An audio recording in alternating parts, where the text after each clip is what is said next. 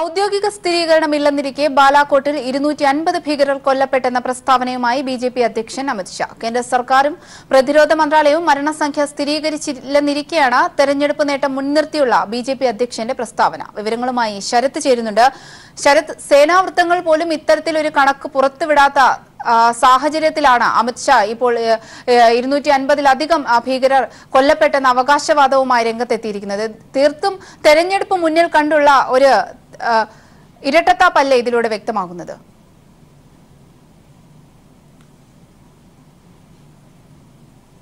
Avanthika, ബാലാകോട്ടിൽ Indian വ്യോമസേന ജെയ്ഷെ മുഹമ്മദ് ഭീകര കേന്ദ്രങ്ങൾക്കെതിരായി വ്യോമാക്രമണം നടത്തിയതിന് തൊട്ടു പിന്നാലെ ഉയർന്നു വന്ന ചോദ്യമാണ് എത്ര ഭീകരർ കൊല്ലപ്പെട്ടു എന്നുള്ളത്. അത് സംബന്ധിച്ച് പ്രതിരോധ മന്ത്രാലയമോ കേന്ദ്ര സർക്കാരോ വിവിധ സൈനിക വിഭാഗങ്ങളിലെ വക്താക്കളോ കൃത്യമായ വിശദീകരണം ഇതേവരെയായി നൽകിയിട്ടില്ല. വിശദീകരണങ്ങൾ ചോദിക്കുന്ന ഘട്ടത്തിൽ ഒക്കെ തന്നെയും പ്രതിരോധ മന്ത്രാലയവും ഉൾപ്പെടെയുള്ള കേന്ദ്ര സർക്കാരിന്റെ ഔദ്യോഗിക സംവിധാനങ്ങളൊക്കെ തന്നെ പറഞ്ഞുകൊണ്ടിരിക്കുന്നത് ഇത് കൃത്യമായ ലക്ഷ്യം നേടാനായി എന്ന് മാത്രമാണ്. ഇതാണ് സാഹചര്യമെന്നിരിക്കെയാണ് ബിജെപി അധ്യക്ഷൻ അമിത് ഷാ സൂറത്തിൽ നടന്ന പാർട്ടി റാലിയിൽ 250ഓളം ഭീകരർ ഈ വ്യോമാക്രമണത്തിൽ കൊല്ലപ്പെട്ടു എന്ന് വ്യക്തമാക്കിയത്.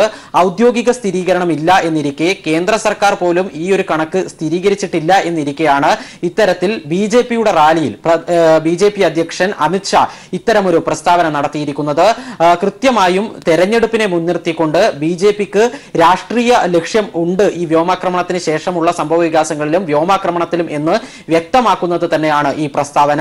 നേരത്തെ പാർലമെന്ററി കാര്യ സമിതി പ്രതിരോധ വിഷയങ്ങളൊക്കെ തന്നെ കൈകാര്യം ചെയ്യുന്ന പാർലമെന്ററി കാര്യ സമിതിയിൽ ഔദ്യോഗികമായി തന്നെ പാർലമെന്റ് അംഗങ്ങൾ ഉൾപ്പെടെ ഈ ചോദ്യം പ്രതിരോധ മന്ത്രാലയത്തോട് ചോദിച്ചപ്പോൾ പോലും ഇതിൽ വ്യക്തമായ ഉത്തരം നൽകിയിട്ടില്ല എന്നിരിക്കെയാണ് ബിജെപി അധ്യക്ഷൻ ഇത്തരമൊരു പ്രസ്താവന നടത്തിയിരിക്കുന്നത്. അത് കൃത്യമായും തെരഞ്ഞെടുപ്പിനെ മുൻനിർത്തിക്കൊണ്ടാണ്.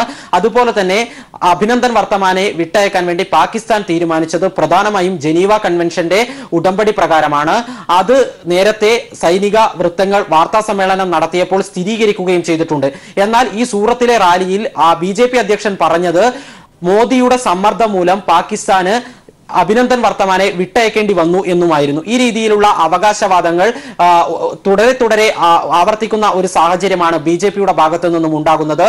വ്യോമാക്രമണത്തെയും അതുപോലെ തന്നെ നേരത്തെ ഈ ഇന്ത്യ പാക് ബന്ധവുമായി ബന്ധപ്പെട്ട കാര്യങ്ങളെയൊക്കെ തന്നെ രാഷ്ട്രീയവൽക്കരിക്കരുത് എന്ന് പൊതുവിൽ തന്നെ പാർട്ടികളൊക്കെ തന്നെ ഒന്നിച്ചെടുത്ത ഒരു തീരുമാനമായിരുന്നു.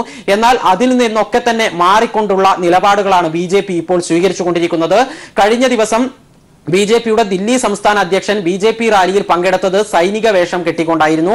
അതുപോലെ തന്നെ അഭിനന്ദൻ വർത്തമാന്റെ ചിത്രങ്ങൾക്കൊപ്പം ബിജെപി പതാകയും കൂടി പിടിച്ചുകൊണ്ടായിരുന്നു റാലി നടത്തിയത്. ഈ രീതിയിൽ നേരത്തെ യെദ്യൂരപ്പയുടെ പ്രസ്താവന വന്നിരുന്നു 22 സീറ്റുകൾ കർണാടകയിൽ ഈ വ്യോമാക്രമണം കൊണ്ട് ബിജെപിക്ക് ലഭിക്കുമെന്നുള്ളത്. അതുപോലെ തന്നെ പ്രധാനമന്ത്രി നരേന്ദ്രമോദി വ്യോമാക്രമണം നടന്നതിന് തൊട്ടു പിന്നാലെ രാജസ്ഥാനിലെ ചുരുവിൽ നടത്തിയ വാർത്താ സമ്മേളനത്തിലും ഇത് രാഷ്ട്രീയമായി മുതലെടുക്കാൻ തീരുമാനിച്ചിരിക്കുന്നു എന്നുള്ള സൂചനകൾ നൽകിയിരുന്നു. ഇത്തരത്തിലുള്ള ഉദാഹരണങ്ങളിലൂടെയൊക്കെ തന്നെ തെരഞ്ഞെടുപ്പ് മുൻനിർത്തിക്കൊണ്ട് ബിജെപി ഈ സംഭവങ്ങളെയൊക്കെ തന്നെ രാഷ്ട്രീയമായി ഉപയോഗപ്പെടുത്താൻ തീരുമാനിച്ചിരിക്കുന്നതിന്റെ ഉദാഹരണങ്ങളാണ് പുറത്തു വരുന്നത്. ബിജെപി ഉൾപ്പെടെ ഇത്തരത്തിൽ ബിജെപിയെ ഈ വിഷയങ്ങളുമായി ബന്ധപ്പെട്ട് ആരെങ്കിലും പ്രതിപക്ഷ പാർട്ടികൾ ചോദ്യങ്ങൾ ഉന്നയിക്കുമ്പോൾ അവർ പാകിസ്ഥാനെ സഹായിക്കാൻ വേണ്ടി ശ്രമിക്കുന്നു, പ്രതിപക്ഷ പാർട്ടികൾ പാകിസ്ഥാനെ സഹായിക്കാൻ ശ്രമിക്കുന്നു എന്നുള്ള നിലയിൽ ആരോപണം ഉയർത്തിക്കൊണ്ട് അവരുടെ രാഷ്ട്രീയ മുതലെടുപ്പ് അനുസ്യൂതം തുടരുന്ന ഒരു സാഹചര്യം തന്നെയാണ് ഉള്ളത്. പ്രതിപക്ഷ പാർട്ടികളൊക്കെ തന്നെ വ്യോമാക്രമണത്തിന്റെ ഉദ്ദേശശുദ്ധിയെ സംശയിക്കുന്നില്ല എന്ന് നേരത്തെ തന്നെ വ്യക്തമാക്കിയിരുന്നു. ഈ സാഹചര്യത്തെയാണ് ഇത്തരത്തിൽ ഫലപ്രദമായി ഉപയോഗപ്പെടുത്താൻ ബിജെപി ശ്രമിച്ചുകൊണ്ടേയിരിക്കുന്നത്.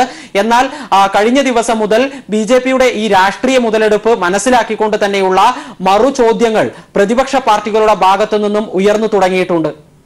അവന്തിക, ശരി, വ്യക്തമാണ്. ദില്ലിയിൽ നിന്ന് ശരത്താണ് വിവരങ്ങൾ നൽകിയത്.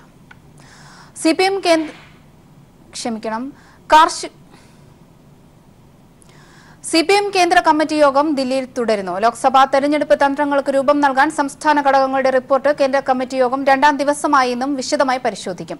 പുൽവാമ സ്ഫോടനവും തുടർന്നുണ്ടായ ഇന്ത്യ പാക് സംഘർഷവും കേന്ദ്ര കമ്മിറ്റി യോഗം വിലയിരുത്തും. ദില്ലിയിൽ നിന്നും സന്തോഷ് സെർലിംഗ് വിവരങ്ങളുമായി ചേരുകയാണ്.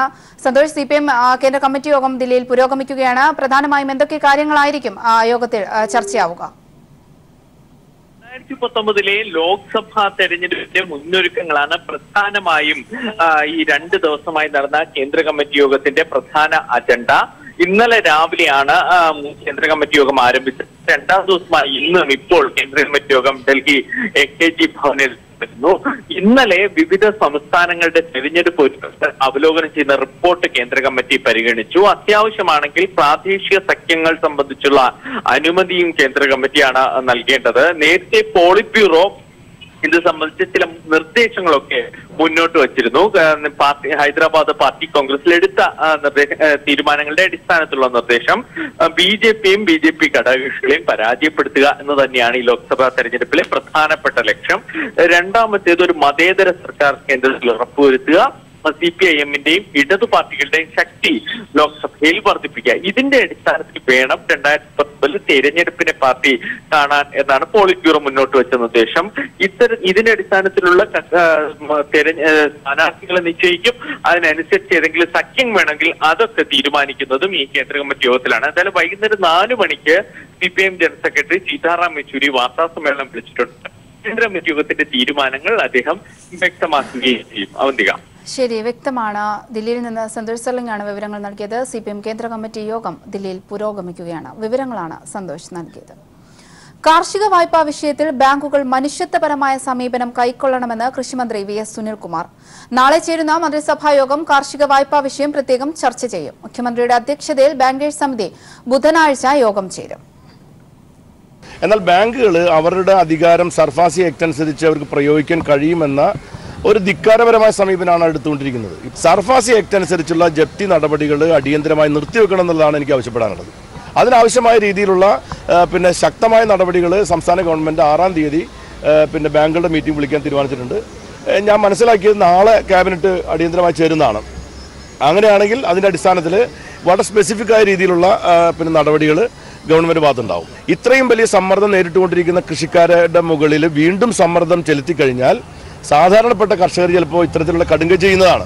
അതുകൊണ്ട് ഇക്കാര്യത്തിൽ ബാങ്കുകൾ മനുഷ്യത്വപരമായി പെരുമാറണം എന്നുള്ളതാണ് എൻ്റെ അഭ്യർത്ഥന. ബാങ്കുകളുടെ ഭാഗത്തു നിന്നും എല്ലാ സർഫാസി ആക്ട് അനുസരിച്ചുള്ള എല്ലാ നടപടികളും നിർത്തിവെക്കണം, ഇടുക്കി ഉൾപ്പെടെയുള്ള ജില്ലകളിൽ. വിവരങ്ങളുമായി ഷീജ ചേരുന്നുണ്ട്. ഷീജ, കാർഷിക വായ്പാ വിഷയത്തിൽ ബാങ്കുകൾ കർഷകരോട് മനുഷ്യത്വപരമായ സമീപനം കൈക്കൊള്ളണമെന്നാണ് ഇപ്പോൾ കൃഷിമന്ത്രി ആവശ്യപ്പെട്ടിരിക്കുന്നത്. അതോടൊപ്പം തന്നെ നാളെ ചേരുന്ന മന്ത്രിസഭാ യോഗത്തിൽ ഈ പ്രശ്നം പ്രത്യേകം ചർച്ച ചെയ്യുമെന്നും അദ്ദേഹം അറിയിച്ചിട്ടുണ്ട്. മറ്റെന്തൊക്കെ കാര്യങ്ങളാണ് അദ്ദേഹം വ്യക്തമാക്കിയത്? കാർഷിക വായ്പയിന്മേൽ ജപ്തി നടപടികളടക്കം ബാങ്കുകൾ തുടരുന്ന ഒരു സാഹചര്യത്തിലാണ് സർക്കാർ വിഷയത്തിൽ കൂടുതൽ ഇടപെടുന്നത്. ഇതിൽ പ്രധാനമായും ഉള്ള തീരുമാനം നാളെ ചേരുന്ന മന്ത്രിസഭാ യോഗം പ്രത്യേകമായി തന്നെ കാർഷിക വായ്പാ പ്രശ്നങ്ങൾ ചർച്ച ചെയ്യുന്നതായിരിക്കും. അടിയന്തര മന്ത്രിസഭാ യോഗമാണ് നാളെ ചേരുന്നത്. കൂടാതെ ഇതുമായി ബന്ധപ്പെട്ടുള്ള ജപ്തി നടപടികളെ കുറിച്ച്, കാർഷിക വായ്പയിന്മേലുള്ള ജപ്തി നടപടികളെ കുറിച്ച് ചർച്ച ചെയ്യാൻ വേണ്ടി ബുധനാഴ്ച സംസ്ഥാനതല ബാങ്കേഴ്സ് സമിതിയും യോഗം ചേരുന്നുണ്ട്. മുഖ്യമന്ത്രി പിണറായി വിജയനും ഈ യോഗത്തിൽ പങ്കെടുക്കുന്നതായിരിക്കും. പങ്കെടുത്തുകൊണ്ട് അദ്ദേഹം ബാങ്കുകളോട് കൃത്യമായ രീതിയിൽ കാര്യങ്ങൾ അവതരിപ്പിച്ചുകൊണ്ട് ഇത്തരത്തിലുള്ള നടപടികൾ ഒഴിവാക്കണം എന്നുള്ള കാര്യം അദ്ദേഹം നേരിട്ട് തന്നെ ആവശ്യപ്പെടുന്നതായിരിക്കും. പ്രധാനമായും ബാങ്കുകൾ കാർഷിക വായ്പയിന്മേൽ മനുഷ്യത്വപരമായുള്ള ഒരു പെരുമാറ്റം, അതാണ് അവരുടെ ഭാഗത്തു നിന്ന് വേണ്ടത് എന്ന് തന്നെയാണ് കൃഷിമന്ത്രി VS സുനിൽകുമാർ ആവശ്യപ്പെടുന്നത്. കാരണം നിരവധി തവണ അവരോട് ഇത്തരത്തിൽ ജപ്തി നടപടികളിലേക്ക് കടക്കരുത് എന്നുള്ളത് ആവശ്യപ്പെട്ടിരുന്നു. പക്ഷെ ആ രീതിയിൽ ബാങ്കുകൾ അത് ചെവിക്കൊള്ളാൻ തയ്യാറാകാത്ത ഒരു സാഹചര്യത്തിൽ കൂടിയാണ് ഇത്തരത്തിൽ SLBC യോഗം ചേർന്നുകൊണ്ട് അതിൽ ഈ വിഷയം അവതരിപ്പിക്കാൻ വേണ്ടിയും ഇപ്പോൾ സർക്കാർ തീരുമാനിച്ചിരിക്കുന്നത്. നാളെ ചേരുന്ന മന്ത്രിസഭാ യോഗവും ഇതിൽ കർഷകർക്ക് സഹായകരമാകുന്ന തരത്തിലുള്ള നടപടികൾ കൈക്കൊള്ളും എന്ന് തന്നെയാണ് നമുക്ക് അറിയാൻ സാധിക്കുന്നത്. ഈ ഒരു സാഹചര്യത്തിൽ കൃഷിക്കാരുടെ വായ്പയിന്മേലുള്ള മറ്റു നടപടികളിലേക്ക് സഹകരണ ബാങ്കുകൾ നീങ്ങില്ല എന്നുള്ള കാര്യം സഹകരണ മന്ത്രി കടകംപള്ളി സുരേന്ദ്രനും വ്യക്തമാക്കിയിട്ടുണ്ട്. കൂടുതൽ ഇത്തരത്തിലുള്ള ഒരു നടപടികളിലേക്കും നീങ്ങരുത് എന്നുള്ള നിർദ്ദേശം അവർക്ക് കൃത്യമായി നൽകിയിട്ടുണ്ട്. ഒപ്പം തന്നെ അദ്ദേഹം സൂചിപ്പിച്ച മറ്റൊരു കാര്യം, വായ്പ ആനുകൂല്യം, കാർഷിക വായ്പയിലുള്ള ആനുകൂല്യങ്ങൾ അത് തങ്ങൾക്ക് കൂടി, സഹകരണ ബാങ്കുകൾക്ക് കൂടി നൽകണം എന്നുള്ളൊരു അഭ്യർത്ഥനയാണ് സർക്കാരിനുള്ളത്. കാരണം ഈ കാര്യങ്ങൾ ആവശ്യപ്പെടാൻ വേണ്ടി റിസർവ് ബാങ്ക് ഓഫ് ഇന്ത്യയും അതോടൊപ്പം തന്നെ നബാർഡിനെയും അടിയന്തരമായി സമീപിക്കാനും സർക്കാർ തീരുമാനിച്ചിട്ടുണ്ട്. 12-ാം തീയതി ഇവരുമായി അവിടെ നബാർഡിലും RBIയിലും സന്ദർശിച്ചുകൊണ്ട് ഈ കാര്യങ്ങൾ ആവശ്യപ്പെടാനും നിലവിൽ ഇപ്പോൾ സർക്കാർ തീരുമാനിച്ചിട്ടുണ്ട്. അവന്തിക. ശരി, വ്യക്തമാണ്. ഷീജയാണ് വിവരങ്ങൾ നൽകിയത്. BDJS സംസ്ഥാന കൌൺസിൽ യോഗം അല്പസമയത്തിനുള്ളിൽ ആരംഭിക്കും. തുഷാർ വെള്ളാപ്പള്ളിയുടെ അധ്യക്ഷതയിലാണ് യോഗം. പാർട്ടിയുടെ സംസ്ഥാന ഭാരവാഹികളും 13 ജില്ലാ പ്രസിഡന്റുമാരും യോഗത്തിൽ പങ്കെടുക്കും. ബൂത്ത്, മണ്ഡലം, ജില്ലാ കമ്മിറ്റികൾ ചർച്ച ചെയ്ത് സമർപ്പിച്ച ലോക്സഭാ തെരഞ്ഞെടുപ്പിനോടനുബന്ധിച്ചുള്ള സ്ഥാനാർത്ഥി പട്ടികയ്ക്ക് സംസ്ഥാന കൌൺസിൽ അന്തിമരൂപം നൽകും.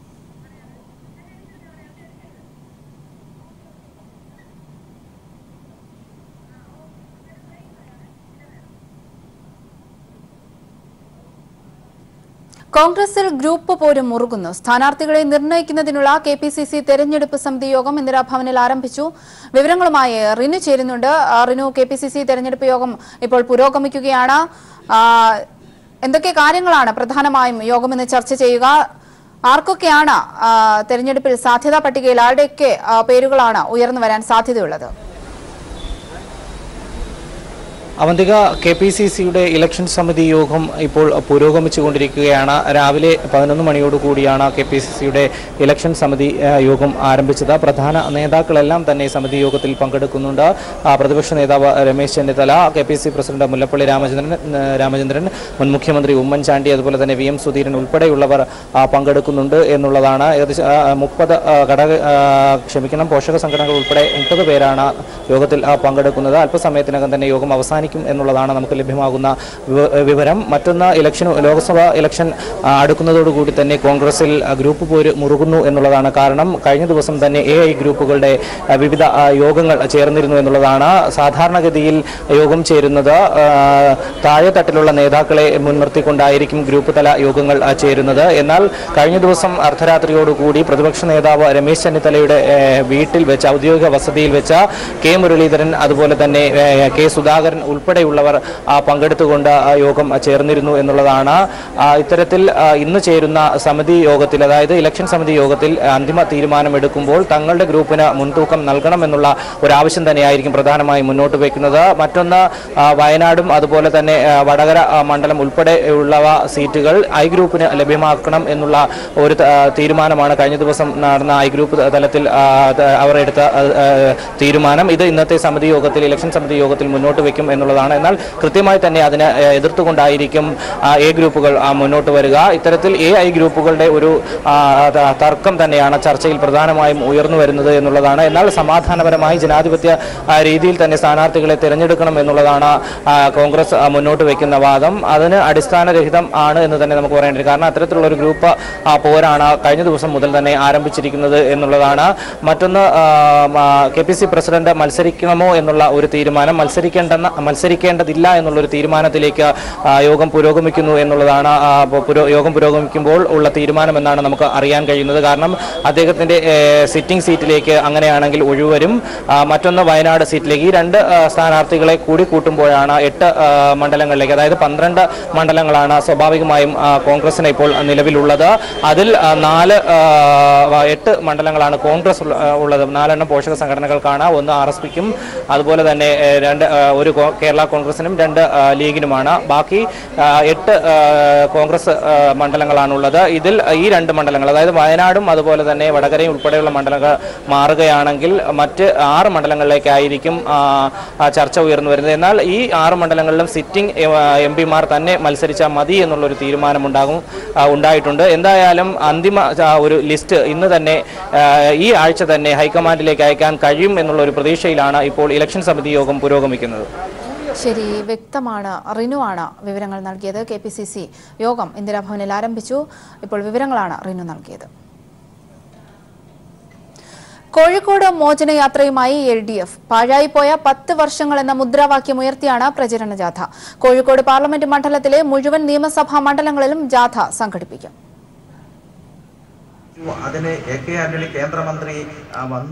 മോഹന വാഗ്ദാനങ്ങൾക്കപ്പുറം 10 വർഷമായി കോഴിക്കോട് പാർലമെന്റ് മണ്ഡലത്തിൽ MP MK രാഘവൻ എന്ത് വികസന പദ്ധതികൾ നടപ്പാക്കിയെന്ന ചോദ്യവുമായാണ് LDF മോചനയാത്ര. പാഴായിപ്പോയ 10 വർഷങ്ങൾ ജനങ്ങൾക്ക് മുന്നിൽ അവതരിപ്പിക്കുകയാണ് ഇടതുമുന്നണി.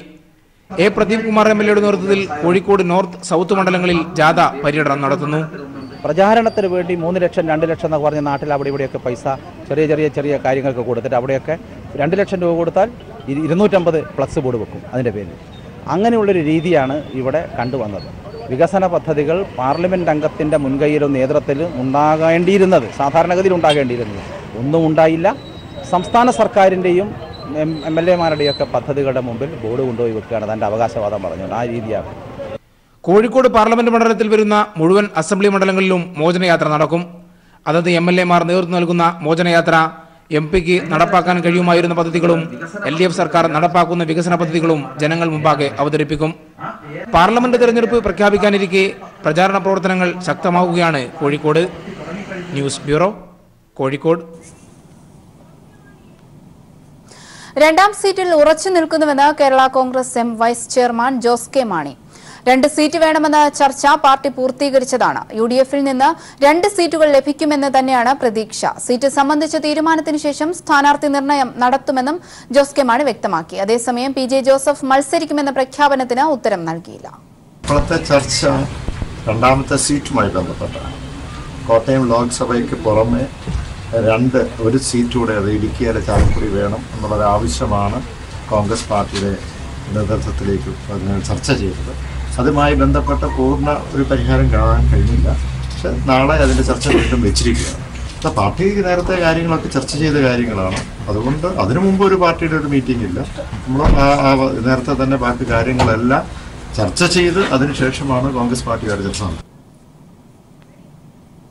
15 വർഷം നീണ്ട പാർലമെന്റ് പ്രവർത്തനത്തെക്കുറിച്ച് CPM ലോക്സഭ പാർലമെന്ററി പാർട്ടി നേതാവ് പി കരുണാകരൻ MP രചിച്ച പുസ്തകം ദില്ലിയിൽ മുഖ്യമന്ത്രി പിണറായി വിജയൻ പ്രകാശനം ചെയ്തു. പ്രമുഖ നാടക രചയിതാവ് ഓംചേരി NN പിള്ള പുസ്തകം ഏറ്റുവാങ്ങി. CPIM ജനറൽ സെക്രട്ടറി സീതാറാം യെച്ചൂരിയാണ് പി കരുണാകരൻ MPയുടെ പുസ്തകത്തിന് അവതാരിക എഴുതിയത്. കാസർഗോഡ് മണ്ഡലത്തെ പ്രതിനിധീകരിച്ച് 15 വർഷം മുമ്പാണ് പാർലമെന്റിലേക്ക് പി കരുണാകരൻ MP എത്തുന്നത്.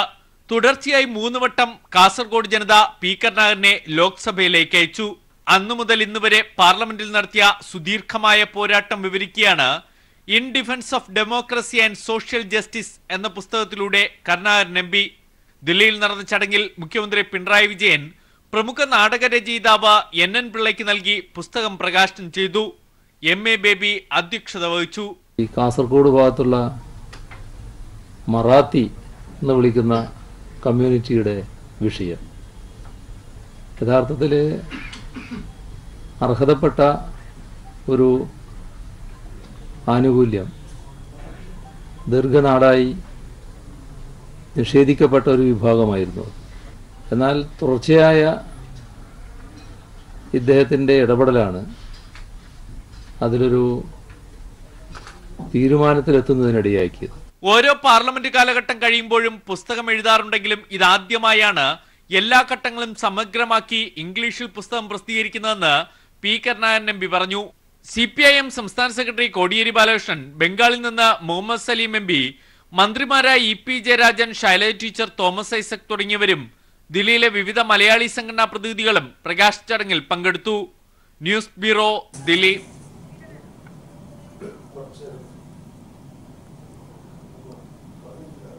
ഇപ്പോൾ വ്യോമസേന മേധാവി മാധ്യമങ്ങളെ കാണുകയാണ്. തത്സമയ ദൃശ്യങ്ങളിലേക്ക്. And 5 PSC depots for their contribution in the past and in the present, and the recognition given to them by the Honorable President of India in the presentation of colors today morning. Thank you and Jai Hind. വ്യോമസേന മേധാവി മാധ്യമങ്ങളെ കാണുകയായിരുന്നു. മറ്റു വാർത്തകൾ നോക്കാം. അവിസ്മരണീയ നൃത്ത സംഗീത രാവൊരുക്കി Ahalia Kairali Megha event. Palakkad Ahalia school of engineering and ടെക്നോളജിയിലാണ് പ്രമുഖ താരങ്ങൾ അണിനിരന്ന നൃത്ത സംഗീത പരിപാടി അരങ്ങേറിയത്.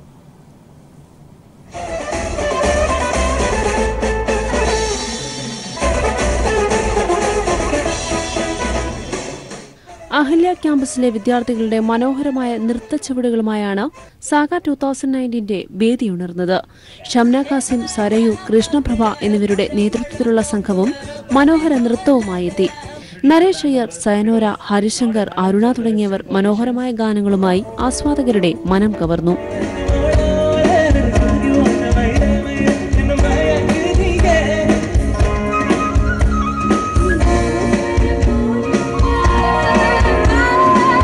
ബെന്നറ്റിന്റെ നേതൃത്വത്തിൽ Bennett and the ബാൻഡും വേദിയിലെത്തി.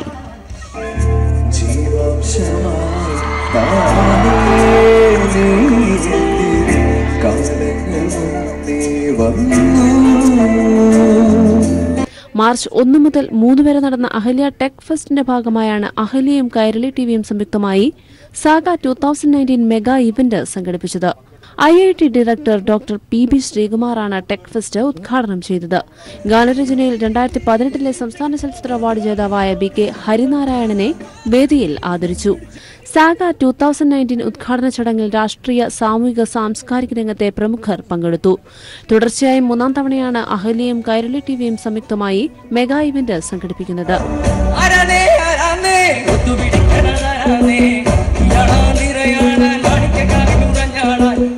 News bureau, Palakkad. വ്യോമസേന മേധാവി ഇപ്പോൾ മാധ്യമങ്ങളോട് സംസാരിക്കുകയാണ്.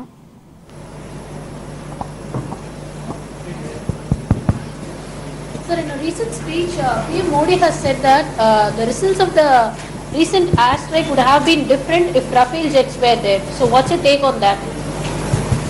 The Honorable Prime Minister has made a statement. I will not comment on that. So, no, sir. Yeah, pass on to the mic, please. My question is that. Pardon? Change his mind.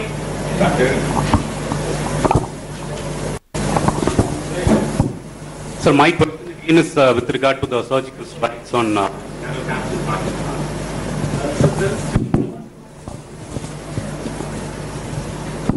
There's still no. I think that is a blind zone. You can't hear.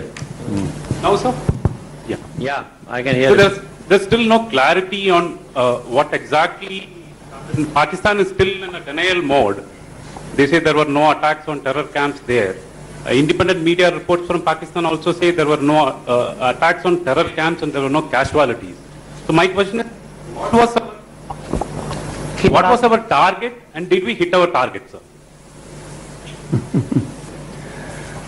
The target has been clearly amplified by the Foreign Secretary in his statement. Yeah. And of course, if he planned to hit the target, we hit the target. Otherwise, why would he have responded? ANI, please. If he had dropped bombs in the jungle, there's no need for him to respond. Now, with regard to this Balkot incident, in fact, how many terrorists have been killed? In fact, still Pakistan is on the denial. That statement will be made by the government. No, I mean, Air Force is not in a position to clarify that how many people were inside it. That we don't count human casualties. We count what targets have we hit or not hit. Time's up in there, please. The bomb damage assessment that is done post a mission calculates the number of the target you've been hit or you've not been able to hit. We can't count how many people have died. That depends on how many people were there. But report says that the bombs have been dropped a few meters away from the terrorist camp. I don't know from where have we got this report. We can take Our another report says otherwise. Sir, Tejas, it has, got the fitness to fly certificate recently. Why it has taken, so much of time? No, fitness, the Tejas has got the IOC in, I think, 2013, correct? No, IOC. 2013. IOC has been given on 2013. And the specs to release to manufacture, that was given for FOC, was given on 31st of December, in which we said that, okay, now this is the design that is, HAL can go ahead and manufacture. This is the design for the FOC aircraft. Sir, are you going to provide training for women exclusively for LCA? There is no aircraft that is exclusive for women. No, sir. Are you going to give training for? It depends on which stream she goes to. Right now, I think 2 of them are in MiG-21s. Okay, sir. From Hindu, please. Sir, mid-air accidents have been disturbing IAF for a long period. Several pilots have lost life. Is there a need to decommission older aircraft? And one more question. And when is the induction of Rafale expected? Rafale should come into our inventory in the month of September. Yes, we have a plan for inducting new aircraft. That is why we have signed a contract for 36 Rafales. 40 LCAs we have signed a contract. We have to get about 1.5 squadrons worth still of Sukhoi 30 from HAL. And in addition, we are going to sign the contract we have issued RFP, and now we have to do the cost negotiating committee and then sign the contract for 83 LCAs. And thereafter, after LCA Mark 1A has been delivered, then we'll go to Mark 2. Then about 6 squadrons are required of Mark 2, which will ultimately replace the Jaguar, the MiG-29 and the Mirage 2000 aircraft. And thereafter, the next step after that, we go to AMCA. So there is a plan as to how we take out the old aircraft and get in a new aircraft. That plan has always been in place. What is the present women enrollment ratio in the Indian Air Force?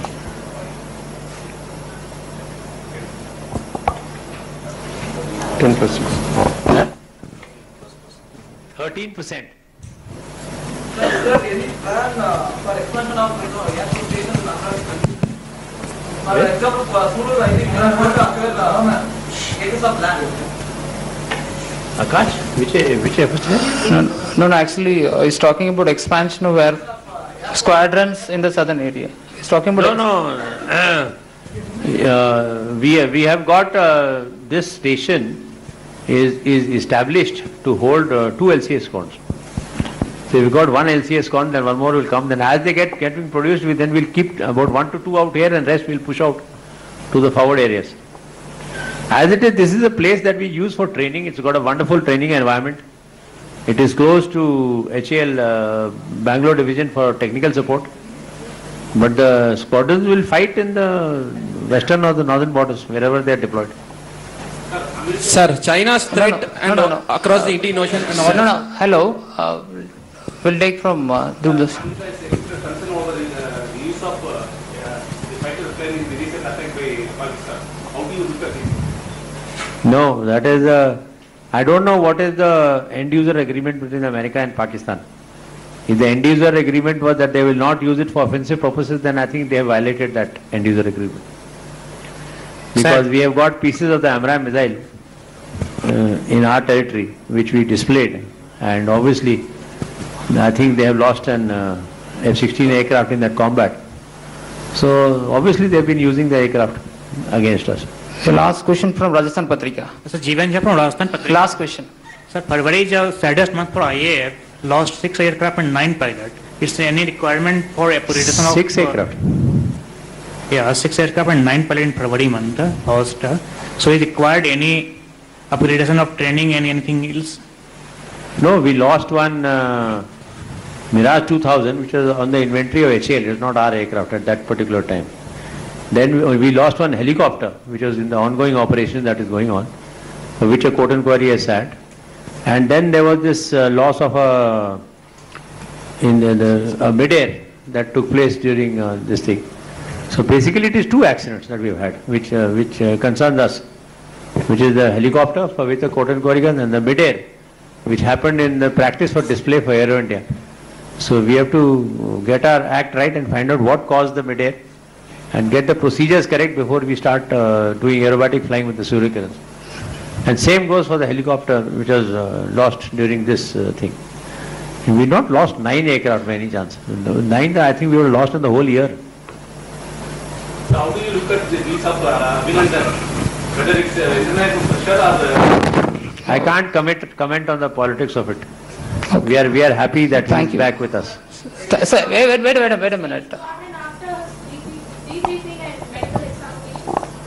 No, medical examination and debriefing after that depends on his fitness. If he is fit to fly a fighter, then he'll go back to a squadron. If he is not fit to fly a fighter, then he'll become a low medical category till the time he gets his currency, and then he'll go back when he gets his fighter currency back. My question is, if he is fit, will he be placed in the same squadron? No, that depends when he does his medical recovery. Okay, if he is immediately fit, he'll go back to the same unit. We don't change units just because of that. It depends on basically it is to the doctors, because you must remember that ejection is something which is very. I have also ejected. It is something that takes a lot of toll on your body, and if you are not perfectly fit, and God forbid you have to eject again, you will be spending the rest of your life on a wheelchair. So we don't take a chance with the fitness of a fighter pilot. That's why the medical rejection in entry when we select people is very, very high, because your physical condition, your curvature of your spine and all those things have to be very, very good to take that kind of a rejection injury. Sir, permanent commission for women officers, what is the present? Permanent commission, the government has agreed, has this thing, it is subject to vacancies and merit. In Air Force, it is there in all branches. We have no restriction. When she finishes her 14 years service, after that, before that, the selection will be made. Selection is made after. Yeah, 13 years onwards. Since he is ex-AOP, so he knows better than me. So, thank you. 13 years onwards, the selection is made. Depending on the number of vacancies and merit. If they are interested, they will be permitted to. No. Yeah, they will. If they opt for it, they will be permitted to come to the permanent commission. That is depending two things. First of all, the merit, and vacancies, and most importantly, they have to opt for it because they have joined the Air Force for Short Service Commission. Thank you so much, sir. Thank you so much. We are running out of time. No. Listen. Excuse me. No. Excuse me. No. We are running out of time. How is the present situation in the border, in fact, right now? It is an ongoing operation. I will not comment on it. Thank you so much, gentlemen. Thanks for the cooperation. We are winding up. Thank you.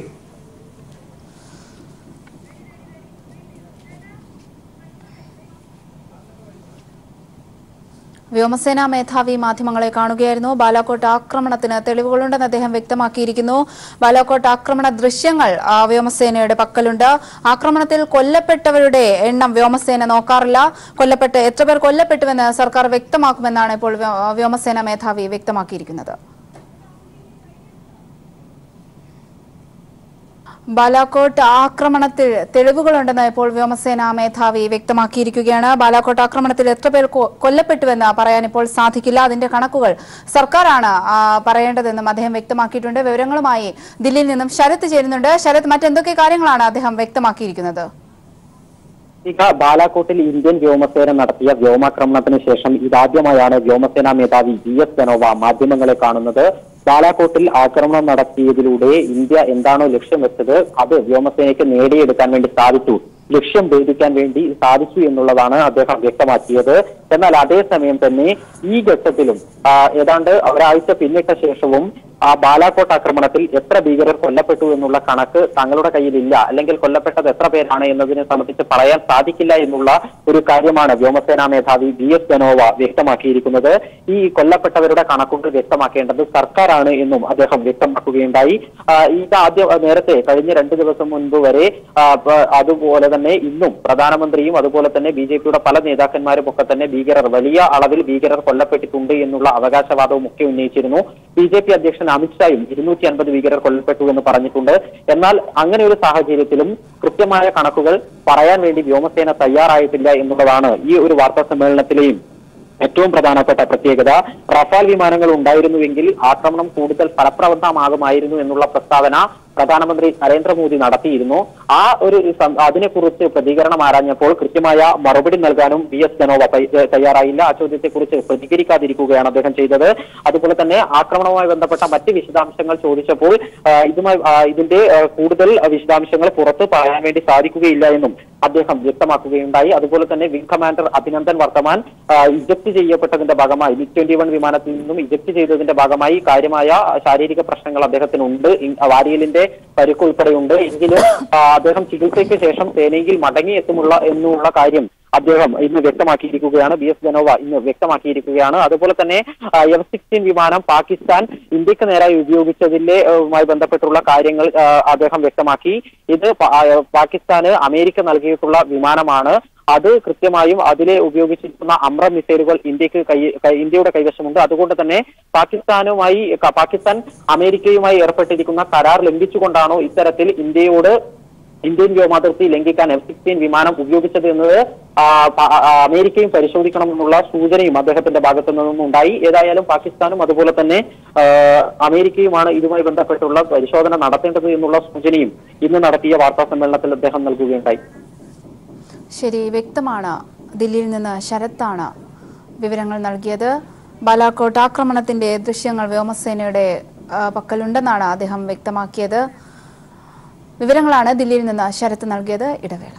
CPI സ്ഥാനാർത്ഥികളെ തീരുമാനിച്ചിരിക്കുകയാണ്. തിരുവനന്തപുരത്ത് C. Divakaran മത്സരിക്കും. മാവേലിക്കരയിൽ ചിറ്റയം ഗോപകുമാർ, തൃശൂരിൽ Rajaji Mathew Thomas, Wayanad PP Suneer എന്നിവരുടെ പേരുകളാണ് ഉയർന്നു വന്നിരിക്കുന്നത്. വിവരങ്ങളുമായി ഷീജ ചേരുന്നുണ്ട്. ഷീജ, കൂടുതൽ വിശദാംശങ്ങൾ. തീർച്ചയായും ഇപ്പോൾ ഏതായാലും ലോക്സഭാ തെരഞ്ഞെടുപ്പിന് വേണ്ടിയുള്ള CPIയുടെ സ്ഥാനാർത്ഥികളുടെ കാര്യത്തിലാണ് കൃത്യത വന്നിരിക്കുന്നത്. തിരുവനന്തപുരത്ത് C. ദിവാകരനാണ് മത്സരിക്കുക. ഒപ്പം മാവേലിക്കരയിൽ ചിറ്റയം ഗോപകുമാർ സ്ഥാനാർത്ഥിയാകുന്നു. വയനാട് PP സുനീർ സ്ഥാനാർത്ഥിയാകുമ്പോൾ തൃശൂരിൽ രാജാജി മാത്യു തോമസ് ആണ് സ്ഥാനാർത്ഥിയാകുന്നത്. തിരുവനന്തപുരം മണ്ഡലത്തിൽ നേരത്തെ കാനം രാജേന്ദ്രന്റെ, അതായത് CPI സംസ്ഥാന സെക്രട്ടറിയുടെ പേര് നിർദ്ദേശിച്ചിരുന്നു. പക്ഷെ അദ്ദേഹം തന്നെ ഈ രീതിയിൽ തനിക്ക് താൻ മത്സരിക്കേണ്ടതില്ല എന്നൊരു തീരുമാനത്തിലേക്ക് അദ്ദേഹം തന്നെ നിർദ്ദേശിക്കുകയായിരുന്നു. ഏതായാലും രാവിലെ ചേർന്ന CPIയുടെ സംസ്ഥാന എക്സിക്യൂട്ടീവാണ് ഇതിൽ ഒരു അന്തിമ ധാരണയിലേക്ക് എത്തിയത്. തുടർന്ന് സംസ്ഥാന സമിതി ചേർന്നുകൊണ്ട് ഇപ്പോൾ ഏതായാലും അതിന് അന്തിമ അംഗീകാരം നൽകിയിരിക്കുകയാണ്. ഏത് വെല്ലുവിളിയും ഏറ്റെടുക്കാൻ തയ്യാറാണ് എന്നാണ് ഇപ്പോൾ C. ദിവാകരൻ ഇപ്പോൾ പുറത്തേക്കിറങ്ങിയപ്പോൾ പ്രതികരിച്ചിരിക്കുന്നത്. സ്ഥാനാർത്ഥിയായി പ്രഖ്യാപിച്ചാൽ ജയിക്കുന്നതായിരിക്കും. അതോടൊപ്പം തന്നെ രാജാജി മാത്യു തോമസും ഈ വിഷയത്തിൽ പ്രതികരിച്ചിരിക്കുകയാണ്.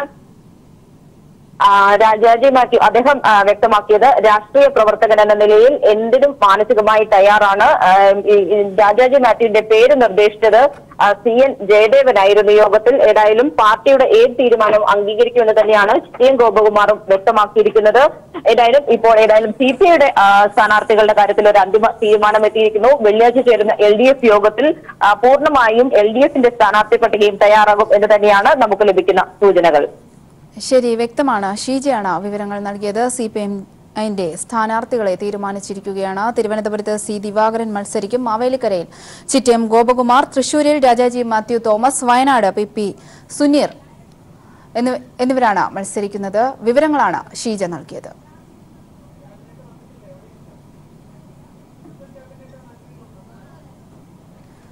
കർഷകരുടെ വിഷയം ചർച്ച ചെയ്യാൻ അടിയന്തര മന്ത്രിസഭാ യോഗം നാളെ ചേരും. മുഖ്യമന്ത്രിയുടെ അധ്യക്ഷതയിൽ സംസ്ഥാനതല ബാങ്കേഴ്സ് സമിതി വിഷയം ബുധനാഴ്ച ചർച്ച ചെയ്യും.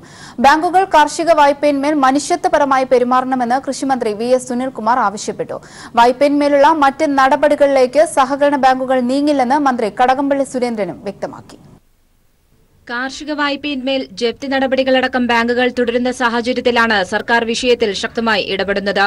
നാളെ ചേരുന്ന മന്ത്രിസഭാ യോഗം പ്രത്യേകമായി തന്നെ കാർഷിക വായ്പാ പ്രശ്നങ്ങൾ ചർച്ച ചെയ്യും.